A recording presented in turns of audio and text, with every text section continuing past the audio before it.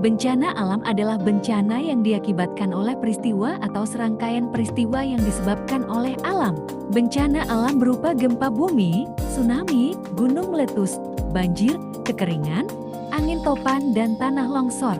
Bencana alam ada banyak sekali jenisnya, namun secara umum dibagi menjadi 3 yaitu bencana alam geologi, bencana alam, meteorologi, dan bencana alam ekstraterestrial.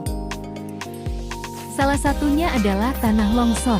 Tanah longsor adalah salah satu jenis bencana alam yang kerap terjadi di Indonesia selain gempa bumi, banjir, kekeringan, dan angin topan.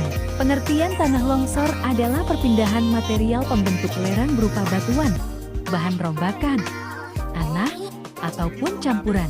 Material-material tersebut yang bergerak ke bawah atau keluar lereng.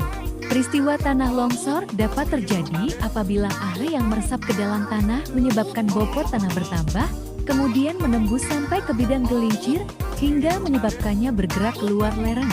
Apabila gaya pendorong pada lereng lebih besar dari gaya penahan, maka terjadilah longsor. Beberapa faktor yang menyebabkan tanah longsor yaitu: pertama, gempa bumi. Kedua, aktivitas gunung berapi. 3, curah hujan yang tinggi. Keempat, erosi. Kelima, lereng yang terjal. Keenam, penggundulan hutan akibat penebangan kayu sembarangan. Ketujuh, adanya tumpukan sampah. Berikut ini adalah upaya mencegah adanya pemicu longsoran agar tidak terjadi bencana tanah longsor dilansir dari penelitian oleh Arthur W. Roth tentang Prevention of Landslides.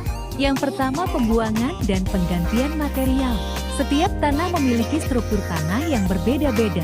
Tanah dan batuan yang memiliki struktur rapuh dan rawan longsor dapat dipindahkan dan diganti dengan material yang lebih kuat, seperti tanah berlumpur atau berpasir.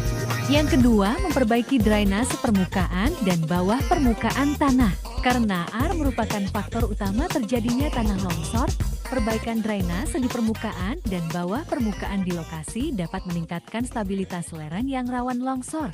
Yang ketiga, melestarikan vegetasi. Pepohonan, rerumputan, dan vegetasi dapat meminimalkan jumlah air yang meresap ke dalam tanah. Selain itu, dengan adanya tanaman mampu memperlambat erosi yang disebabkan oleh aliran air permukaan. Yang keempat, menggali bagian atas lereng. Memindahkan tanah dan batu di bagian atas tanah longsor mengurangi tekanan penggerak dan dapat memperlambat atau bahkan menghentikan tanah longsor. Dan masih banyak lagi cara penanggulangan tanah longsor. So, itu terakhir dari video ini. Terima kasih sudah menonton.